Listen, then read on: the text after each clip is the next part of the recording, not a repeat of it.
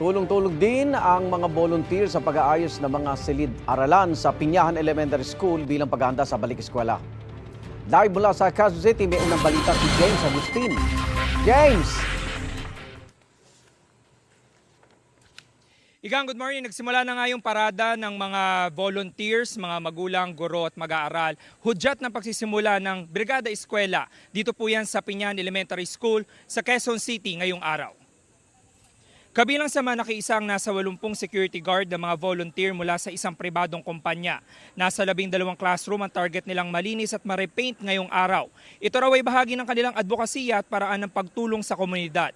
Dumating din ngayong umaga ang ilang miyembro ng Eco Waste Coalition. Panawagan ng grupo ang lead safe at waste-free na Brigada Eskwela. Kanina maaga nagtungo rin rito mga street sweeper mula sa Barangay Pinyahan na tutulong din sa mga guro, magulang at ilang mag-aaral.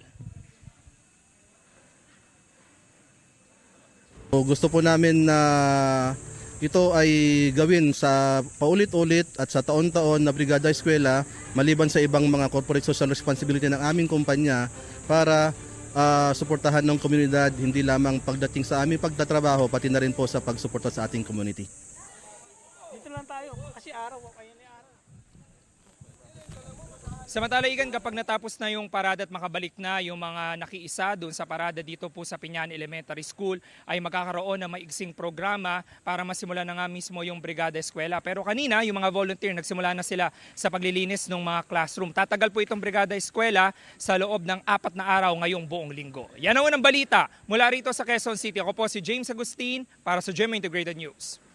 Igan, mauna ka sa mga balita, mag-subscribe na sa GMA Integrated News sa YouTube para sa iba't ibang ulat sa ating bansa.